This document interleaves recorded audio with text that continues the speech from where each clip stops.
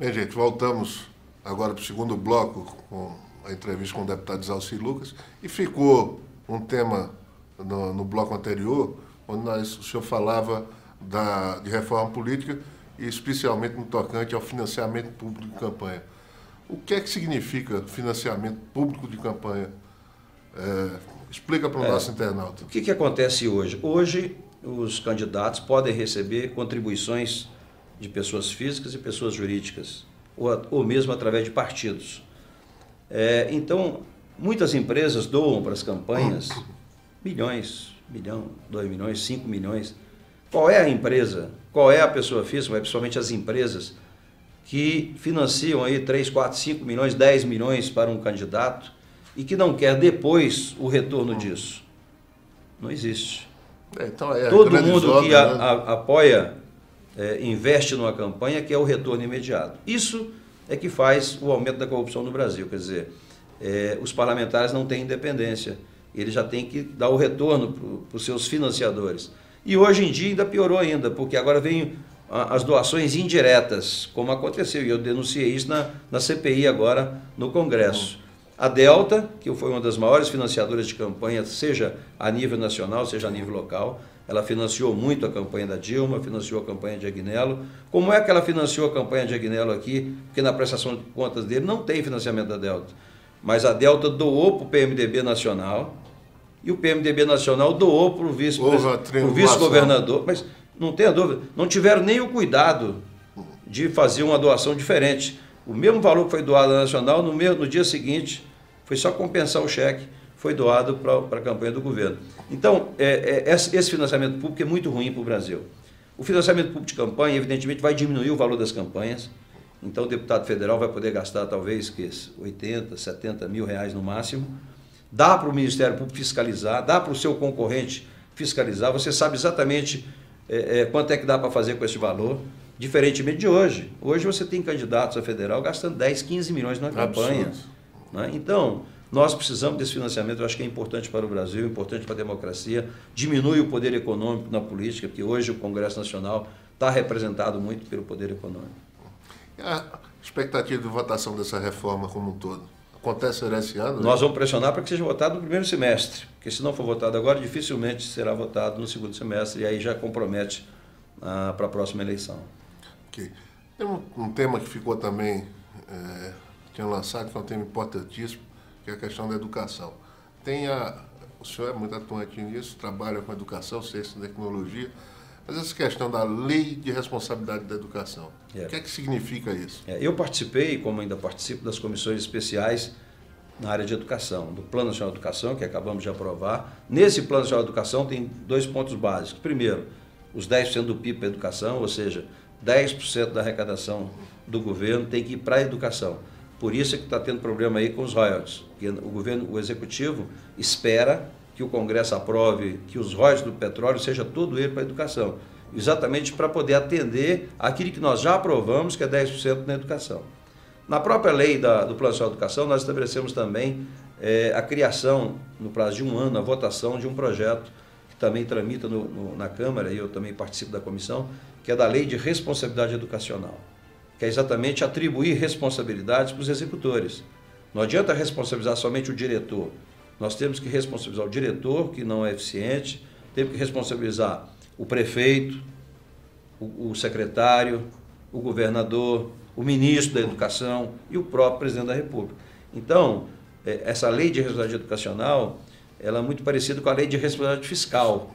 Então, nós temos que... lutamos muito para ter recurso para a educação, mas não basta recurso, temos que melhorar a gestão. E para melhorar a gestão, nós temos que fiscalizar.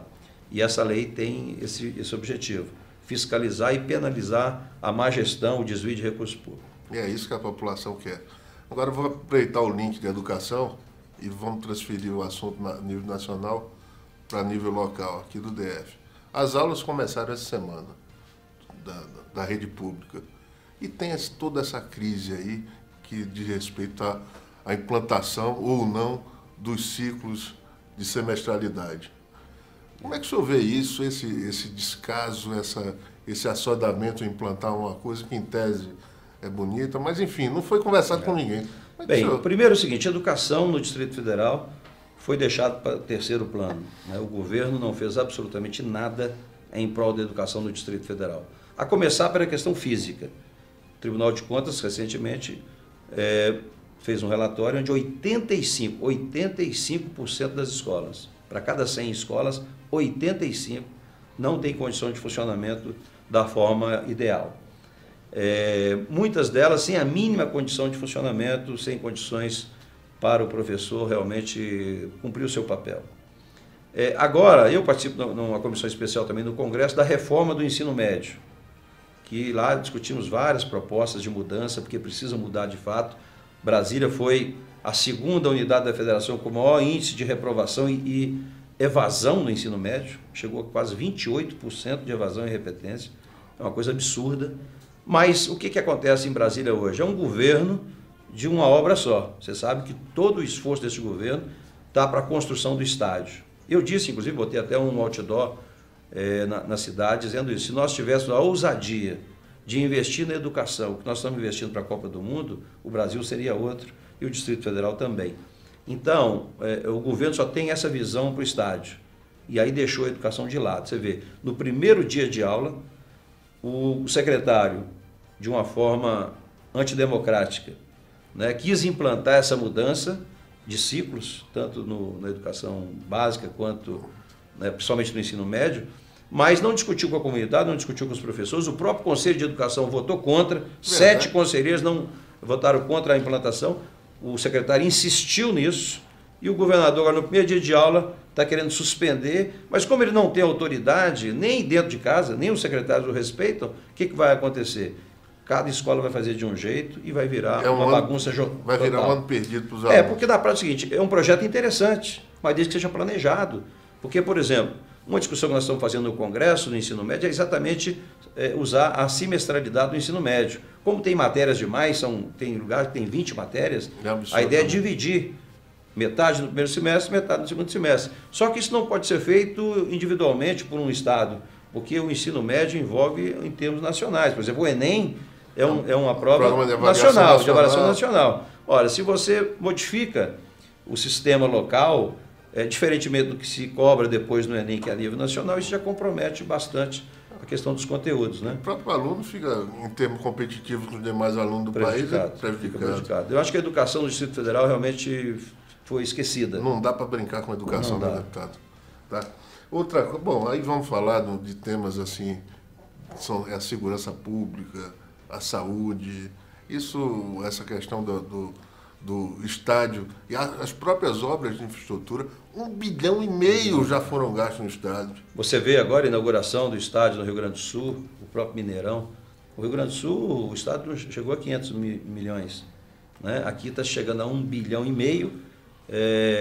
com a mesma quantidade de Rio Grande do Sul, 67 mil, que são 70 mil. E estava orçado inicialmente para em torno de 450 milhões. Que deveria ter sido feito dessa forma. Agora, o que acontece? Hoje, o grande problema do governo também, deste governo, foi o seguinte: prometeram muito, por escrito inclusive, e não cumpriram aquilo que prometeram. Então, por exemplo, você tem uma segurança pública hoje com autoestima lá embaixo, né, com policiais sendo humilhados, sendo perseguidos, uma insatisfação total. O maior índice de violência dos últimos tempos, porque foi anunciado recentemente que está caindo um pouco a questão da violência, mas não é porque está caindo, é porque, em função da greve dos policiais civis, não foi feitas as ocorrências. Então, diminuir. 18 homicídios agora no Carnaval. Exatamente. Então, muito ruim.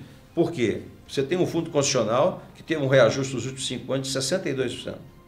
Esse repasse não foi feito para policiais militares e bombeiros.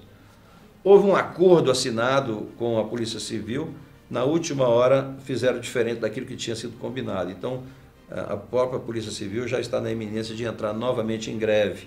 A Polícia Militar e Corpo de Bombeiro, né, tem lá 13 promessas assinadas pelo governador, pelo vice-governador, e que não são cumpridas. Então, esse é o grande problema deste governo. Prometeu muito e não está fazendo aquilo que prometeu. Isso compromete, está comprometendo a saúde, a segurança, a educação, né?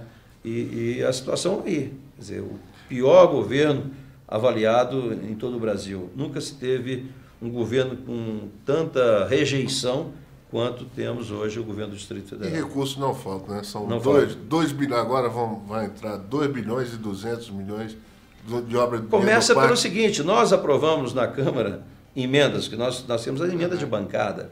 A primeira que nós aprovamos, por exemplo, as emendas de 2010 para 2011, não foi realizado uma. Quer dizer, perdeu-se 100% das emendas por incapacidade de execução. Apresentamos de novo, só que nós combinamos agora, os parlamentares, nós combinamos. Se este governo não executar o que nós fizemos e colocamos, nós não vamos destinar mais recursos para o governo. Vamos fazer sim, para o UNB, para a Embrapa, para os órgãos da Justiça, que realizam, que de fato fazem.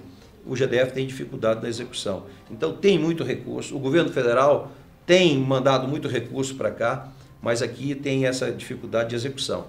Agora, tem muitos programas a nível nacional, do Executivo Nacional, sendo feito no Distrito Federal, que o governo pega carona, né? Mas que não foi ele exatamente que fez. Está aí a questão das creches, que é um programa federal, né? A criação de novas creches. Eu espero que este governo consiga dar a contrapartida também. As escolas técnicas, não se construiu uma escola técnica a nível local, apesar da gente ter assinado, eu assinei quando fui secretário de Ciência e Tecnologia, assinei a construção de 11 escolas técnicas, inclusive na Cidade Digital uma. Está aí, a Cidade Digital. E é uma solução, né? A Cidade Digital, a coisa está sendo inaugurada agora, que nós deixamos lá, que é o Banco do Brasil, Caixa Econômica. Fora isso, não aconteceu absolutamente nada. Esse é o problema, não é só o estádio, é a única obra que está em tramitação aqui no DF. Eu acho que se a gente tivesse aqui uns 2, 3 dias, seria pouco para discutir, assunto. Tem muito assunto. Mas vamos, para encerrar, aí vamos para uma questão que diz respeito à sua perspectiva política daqui adiante. Quais os projetos do PSDB para 2014, já que muda agora em abril, o PSDB muda de direção local e logo em seguida, em maio, a direção nacional. Como é que está esse planejamento do PSDB, juntamente com os demais partidos de oposição, com fins das eleições de 2014? Bem, o PSDB terá candidato, seja a nível nacional, seja a nível local. A candidatura Aécio está consolidada. Acredito que agora em maio ele deva assumir também a presidência nacional do PSDB, para ir exatamente para os estados já começar realmente o trabalho, visando 2014, com grandes chances, porque na prática a eleição presidencial tem um fator importante que é a questão da economia. A definição da candidatura, da eleição de 2014, passa muito pela economia. Sim. E a economia está andando muito mal. A inflação crescendo, o país perdendo um pouco de credibilidade no exterior em função da falta de planejamento e falta realmente de uma política mais confiável, que você está vendo aí a Petrobras com dificuldade, a Eletrobras, uma série de dificuldades de relacionamento entre o Ministério da Fazenda e a própria Petrobras. Então, o nosso candidato, Aécio Neves, com certeza virá e fatalmente precisará também aqui no DF de uma candidatura própria. Então o PSDB terá também candidato aqui, haverá mudança agora em abril realmente, mas o partido está unido, nós marcharemos unidos, estamos abertos a receber vários outros colegas parlamentares ou não, nós queremos fortalecer o PSDB e ter uma candidatura firme aqui do governo do Distrito Federal. Realmente nós precisamos de mudança. Acho que o povo está querendo isso. E estamos conversando muito, com o PPS, com o DEM, com o PSD. Eu acho que nós teremos vários partidos do nosso lado visando 2014. Bacana. Bem, gente, conversamos aqui com o deputado Zalci Lucas, poderíamos conversar muito mais. Pena que o tempo foi curto. Um abraço, até a próxima. Muito obrigado, deputado. Eu que agradeço.